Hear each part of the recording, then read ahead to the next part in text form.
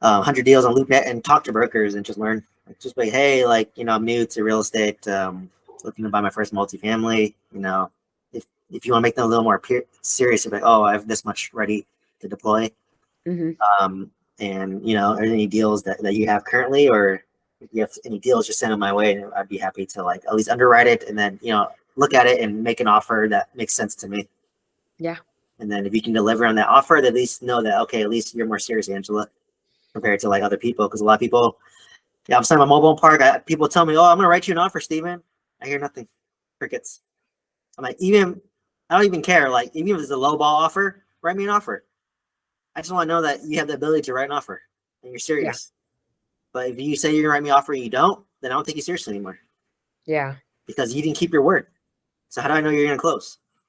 Yeah. Right. Exactly. So that's why for me, I'm action oriented. I'm like, write me an offer. I tell people, write me an offer that makes sense for you, and I'll let you know if it makes sense for me. Yeah, it's that simple, really. It's that simple. It's that simple. Like, no one does it. Like, I was literally writing like 10 offers a week, every week.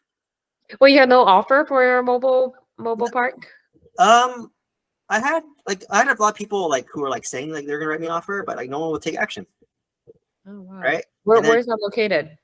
It's in Alabama. So like eventually I did get an offer. I had an offer. It fell out of escrow. Kept the earnest money deposit. It was a shitty buyer, but now I have a new buyer who's coming in, and he's more action oriented. We talked, and I just said, dude, like, okay, this is what I want. Make me an offer that makes sense for you. He made an offer that made sense to him, and I had to go down a bit, but whatever. Like, for me, my goal is to not. I don't need to like make crazy money on this deal. Like, I just want to get rid of it so I can focus on apartments. Right. Yeah. Like, my motivation is different. Right. Like, I don't care. Like, I basically, if I can kind of like break even on my mobile home park and learn that I don't want to do mobile home parks, that's great. Like, some people will lose a lot of money just learning to realize that they don't want to do mobile home parks. Yeah. But for me, it's not my cup of tea. Nothing against mobile home parks. Just wasn't for me. Doesn't fit my lifestyle. I want to move on. And then I want to buy apartments. It's easier. And to just kind of in that conversation, right? On the other end, you never know what the other owner is like for multi-family, right? Like, they might have been like in that exact shoes, just want to just get out, and you might never put your brain in the seller's brain. It's like, why wouldn't somebody just get rid of it? Like, what? Yeah. Why? Like people are asking me, like, Steven, like, why would that guy sell it for $500,000? Why didn't he use a broker? I don't know. He called me. Maybe he doesn't trust brokers. Right? Maybe he didn't want to pay commission. But if he used a broker, he probably would have got a lot more than what I paid. Right? Yeah. But maybe he just wanted to know who bought his property because he bought this thing 20 years ago, and he just wants to know that it's in good hands. It's in good hands. And I told him, like, I'm going to renovate this. I'm going to renovate your units. He saw them. Like, I was there during due diligence. I flew out to Oklahoma during the inspection, and I brought my property manager. I brought my general contractor, and I was getting bids on all the units. And he saw me, and he's just like, oh shoot, this guy's gonna take care of the property. So like, don't put your mind, like, they may not be motivated by money. Like, it's their baby. It's like 20-year-old kid, right? You just want to throw it away, right? So now for me, when I sell, I want to get as much as I can, ideally. Of course. Right? But like, who wouldn't? Like, you're not gonna live there. Yeah. Versus like, like my mobile park, I'll just more of like, you know what? I just want to move on, like, and stabilize my apartments and just leave my W-2 job. Yeah. Right. Like, that's my goal. And I think by selling it, I'll actually get more money back and actually take the money and pay off one of my apartments if I want to. Yeah.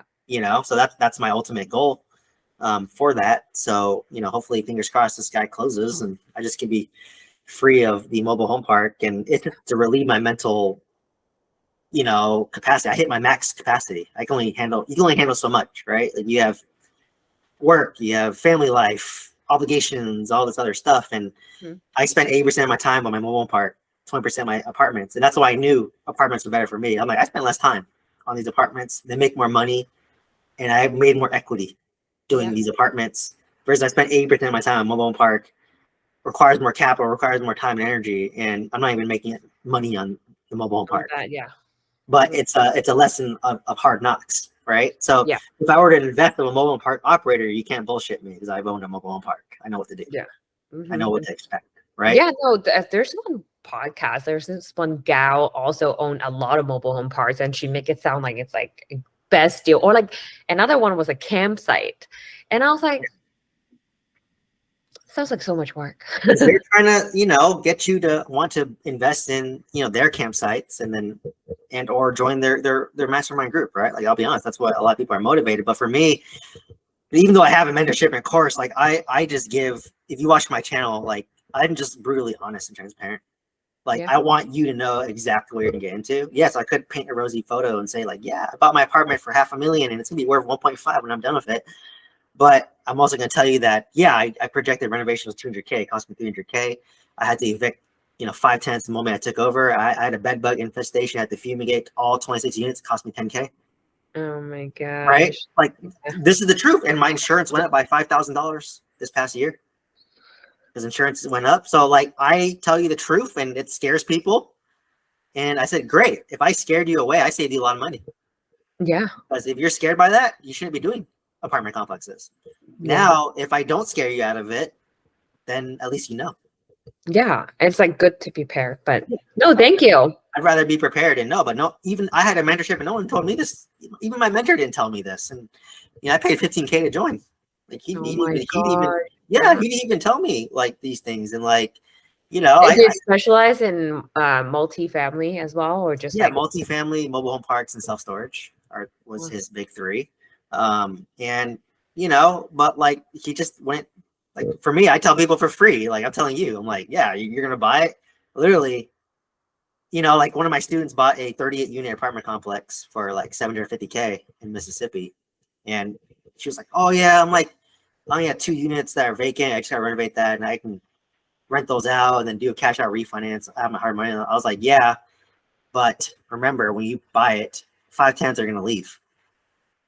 And then she was just like, I don't believe you. Well, guess what happened like 2 Wait, months what do you after? mean she buy it? You mean when she acquired the apartment, people would leave? Yeah, I said that the moment you take over the apartment complex, your vacant, your occupancy is 34 out of 36 right now, 2 vacant. But the Mhm. moment you take over and they know you're coming in as a new owner, you're probably gonna have 5 people leave at least. And then within the first month, I was right. She had 7 people leave. And then whatever cash flow she underwrote went to 0. Oh wow. And then now you have to renovate those 7 units that are now vacant. Yeah. Right. So I told her, I was like, and she's like, oh, wow, you're right. It's like, yeah, I've done it 3 times. And every time out of 3 on dime, it happened because they know that they're getting cheap rent and they know a new owner is going to come in and renovate it and raise the rent. So they want to take advantage and not pay rent. And then before you evict them, they leave. Right. So that's what they do. You know, in California, they might squat, right? Because it's more Oh tenant protection. yeah, that's So, why. And I'm not. No. so We'll you see. know, like it's fine. Like that's what I said. Like you could like get your own. Like it's okay to start small. Like find a little 5 unit. It's no different. Honestly, a 5 unit is no different than like your single family home. I'll be honest. Like even honestly, it's like the same. I feel like it's the same. Like whether it's a 20. Unless it's like what, like over 10, then it's like start feeling like, oh my God, you're owning. Well, You're so unless many. it's only overwhelming if you can't afford it. Yeah, true. Right? Like it's only overwhelming if like your roof breaks and you don't have 30K to fix it. Right? That's the point I hit where it became overwhelming when I was like, oh shoot, I blew through all my reserves and I'm tapping into my lines of credits. So, you know, like I said, just do a range. Like for me, my apartment complexes were under $500,000. My single family homes were over $1 million. So in my mind, I was just like, okay, my de-risking is I'm buying things that are like half the cost. Yeah. And then also on top of that, I'm buying these properties of instant equity day one and I have the ability to raise the rents, what raises the value. Yeah. So I can't lose, right? Yeah. Even though interest rates doubled on me, I didn't lose. Mm-hmm. I did a cash out refinance on my 20 unit. My interest rate, my hard money loan interest rate was 9%. My actual loan was 7%. I was like, what the heck? Yeah. You know, and then like, but I was only able to pull out 80K. I put 200K in the deal. I put out only 80K. So I left $120 in the deal, 120K in the deal. But when interest rates dropped back to 5% or 4%, well, guess what I'm going to do? Yeah. Refinance it. I'm going to refinance or I might just pay it off. No. once I get my money, right? And I own it free and clear. I don't even care what the interest rates are, right? I Yeah. might just own it free and clear and maybe pull a HELOC on it. If I want to use it to scale, right? So, I think your slow and steady approach, I mean, if you give yourself like 20, 30 years, I think honestly, you'll have way more financial wealth than you know what to do with. And that's what I realized too. I'm like, dude, like if I literally did not buy a single property ever again and was at 50 units and I paid off my 2 apartment complexes, that's You're 30, done. that's 30K a month gross. If I keep half of that, it's 15K. That's way more than my pharmacist salary, right? And probably more most than tech salaries as well. And that's guaranteed for the most part. Even like, okay, maybe 1 month you might get 10K because you had something break. Yeah, and also like I think, the multifamily approach is great because you kind of like spread your risk in a way, because not like all of a sudden everybody's gonna leave, right? And you're gonna keep some, like, obviously you have some margin of like the occupancy, but more like majority of them, and especially you put in the money to renovate the the price, the market is gonna be there. Yeah, like I'll give an example. Like when you renovate a single family home, you're getting zero rent because you're renovating it, right? My 20 unit, I had about, when I bought it, it was like 15 out of 20. After my first like month, I dropped down to like 8. So I had 7 people leave, but I had 8 people still paying me, which covered my loan at least. Yeah.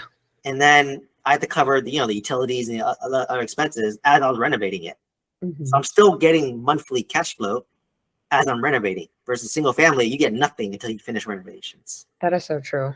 Right? So actually it's less risky. Like you said, if I have one tenant leave or not pay me, I still have like 19 other tenants paying me. So it's It really comes down to the math. Who is doing good at math and live that and be able to find deals and be able to find, whatever offer that. Yeah, like going back to your condo example, yeah, it's worth $500,000 and you're getting 1,800 in rent.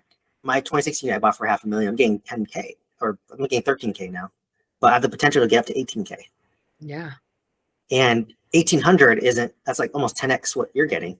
Yeah. 1,800 is not life changing, right? I mean, it's decent, decent. Maybe you might net maybe $1,000, decent, but 1,800 could retire you, right? Yeah. That's more life changing. So that's why, like, it's if you don't mind going to the Southeast and you research your market, you can literally sell one of your single family homes 1031 exchange that. Let's say you sell it for like 1.2 million. You can buy like a 30 unit apartment complex in the Southeast for like 1.2 million.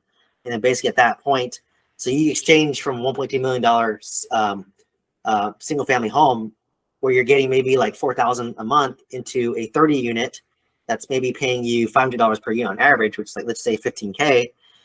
And if you buy it right, and then you eventually, because you still have equity in that, you're transferring the equity from that single family home into your new apartment complex, the 1031 exchange has to be a little bit more expensive. Yeah. So let's just say you sell for yours for 1.2 million, you buy the apartment for 1.3 million. Yeah. Right. And let's just say you already paid off, you have half that money's equity. So that's $600,000 equity. And then you transfer $600,000 equity to your $1.3 million apartment complex. So your loan is going to be a little bit almost the same, right? Mm-hmm. But you increase your cash flow so much better though. Yes. So I call my California single family homes little piggy banks that you can smash 1031 exchange up to if you want to. Right. Yeah. So let's say if you told me, Steven, I want to retire faster. Like if you want to retire within like 5 years, that'd actually be my advice for you. Is sell one of your single family homes, 1031 exchange it. You can do a reverse 1031 exchange. So you can buy your apartment complex first, then sell your single family home and do a reverse 1031 exchange. But you can do that? Yeah, you can do that. What is a reverse? Let me look it up. It's a reverse 1031 exchange. Yeah. So you can buy it first. Yes. Oh, so then you just don't pay tax on it. Yes. I see what you mean. So but the only downside is you have to upfront the money first. Yeah, you have to front the money to get the apartment complex, buy it, and then recoup your cash from that. Okay. Yeah. So basically you're not really in the timeline of yes 60 days. You're just out there like stressed, like what the F.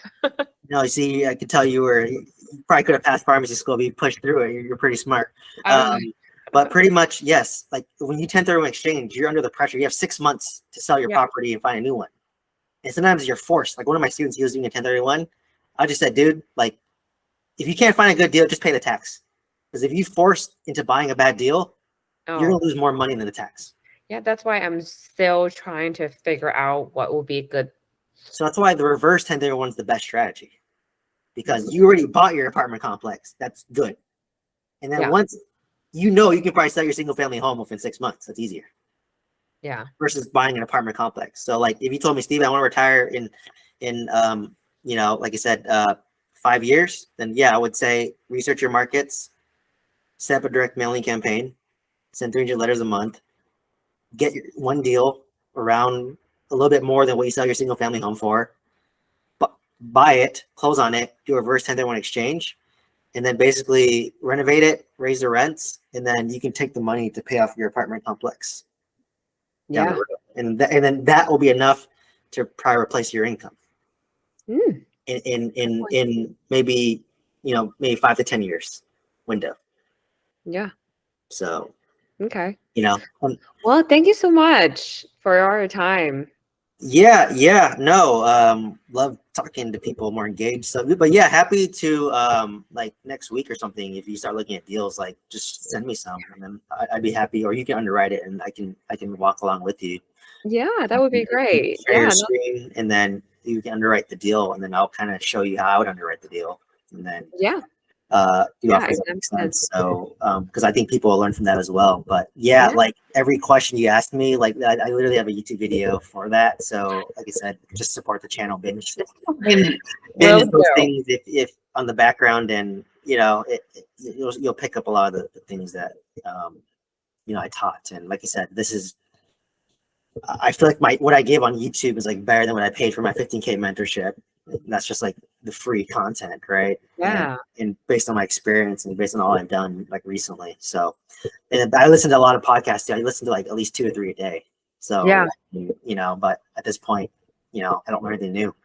I listen more about mindset at this point. Like, I'm more about the mindset, and like I'm going through the hard portion of my life right now. But once I get through this hump, and I lay a financial foundation where I own 2 apartment complexes free and clear, and I'm grossing 30K a month. At that point, any money I make on top of that is a cherry on top.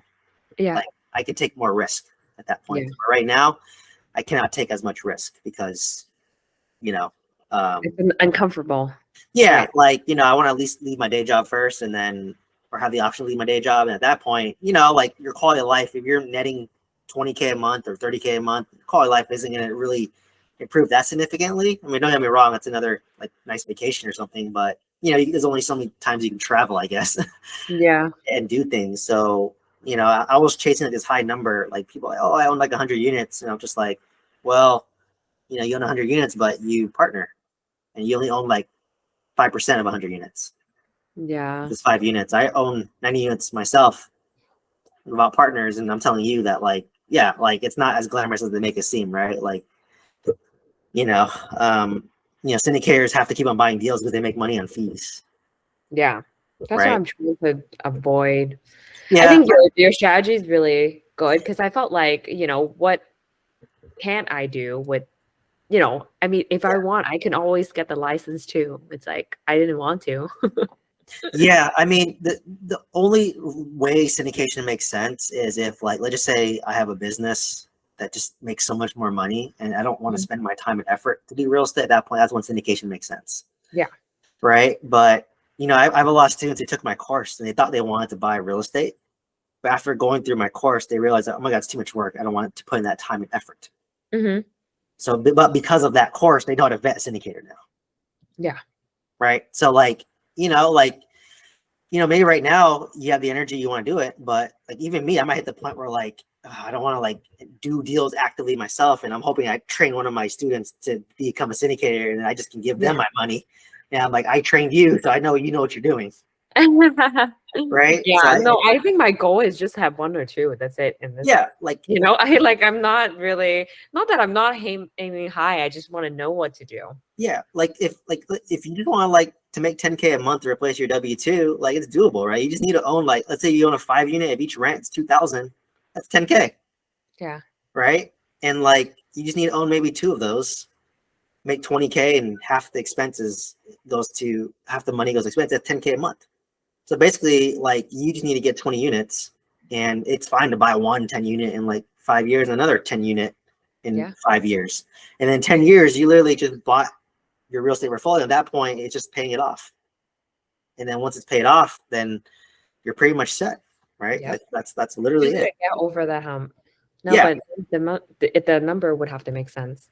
Yeah, but I'm saying that's how fast it is. Like it seems like a long time, but like you don't need as much. Like that's why I realized, like, dude, even after I sell my mobile park, which is like 40 units, I'll still have 50, and if I pay those off, like that's more than enough to hit my goal. Yeah, I actually might do that. So, I never thought I would say that, but yeah, I might want to pay it off, and then once it's paid off, then I'll decide, like, do I want to buy more real estate, or do I just want to, like, just chill. Yeah, chill, enjoy life. I mean, I worked hard the past 10 years, Exactly. my career in real estate, and you want to enjoy, it, and if you pass away, it's like whatever. You're, like your kids might inherit it, but they might hate real estate too. You don't know if they like You it, never know. right? Yeah. And so you might have to sell it anyways. And why kill yourself to create this legacy when the kids don't even like it? Yeah. So Absolutely. it's just more about, like, for me, like, what can I do? Like, can I retire myself? Can I, spend time with my kids, right? Like my parents were too busy working. They could never do stuff with me, right? Yeah. Typical Asian American upbringing. But Oh yeah. for my future kids, it's just like, yeah, I want to have the option where, like, maybe I can go to your field trip just because I can.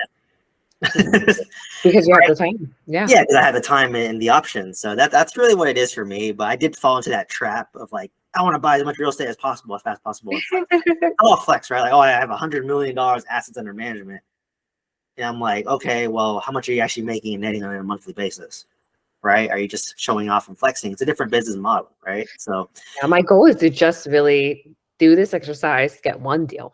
Yeah, I think you could. I just want to sit and see how it is, and then maybe we'll chat, and then we'll see if there's a good deal come along again. Because I truly believe that, you don't need to be so active on, the whole. I mean, it's good. Don't get me wrong. It's good to be engaging, talking to people, networking, but it only takes like 1 or 2 deals for you to be like comfortable. So yeah, that's why people don't understand. I'm not aim low. Just like, do that. Let's just keep on patient. Like, if you know that, like, 1 or 2 deals is all you need, like, you can be really picky in the 1 or 2 deals you get. Yeah, I'm trying to be that really picky person. I'm Like, I'm just trying to be like, unless that is the one, don't waste my time. I'm trying to be the person. Or at least make offers that make sense to you and make it the one. And if they say no to your offer, then it's okay to walk away. They may come back. They may call you like 2 months later if no one else wants it, right? Yeah. So it's just really like, if you have that mindset, like, yeah, you can achieve it, and it seems like you're realistic in terms of your time horizon. You're pretty methodical about it. So honestly, like, you could probably do it. Honestly, if you just consume all my content and take action on it, like, you can probably do it within 5 to 10 years. Yeah. I will listen to it like I did with podcasts now. No, thank you for connecting. I know we take up so much time already, but which hospital you work with in SoCal?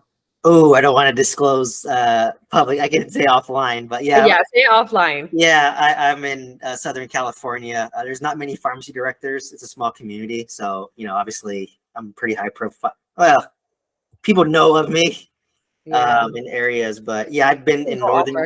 Yeah, I can tell you the ones I was in Northern California when I was there. I used to work at Santa Clara Valley Medical Center. I worked at Seton Medical Center in Daly City. I was the director there. And yeah, a couple of those hospitals there. And then I relocated to Southern California. Is it just recent that you? During COVID. During COVID, I relocated over. So I'm gonna laugh one day when one of my pharmacists finds my YouTube channel. And they're like, "What? You own all this real estate?" I don't, because all I tell them is I rent.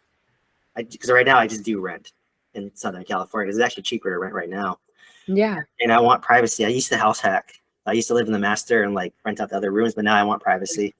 You know, I kind of earned that privacy, and it allows me to, connect with people like yourself. And and learn. And I naturally like to teach and learn. That's why it flew by for me. So I don't feel bad.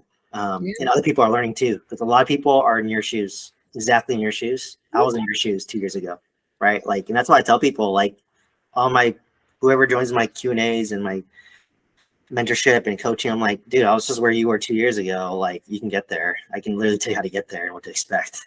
You just got to take action, right? And then just know what to expect, and you will fall. But that's why, like, I was in a pretty dark place the past 3 months. When my mobile park fell out of escrow, like, I was pretty dark. I was like, God damn, like, I did everything, and you wouldn't think so, right? Like, 90 units.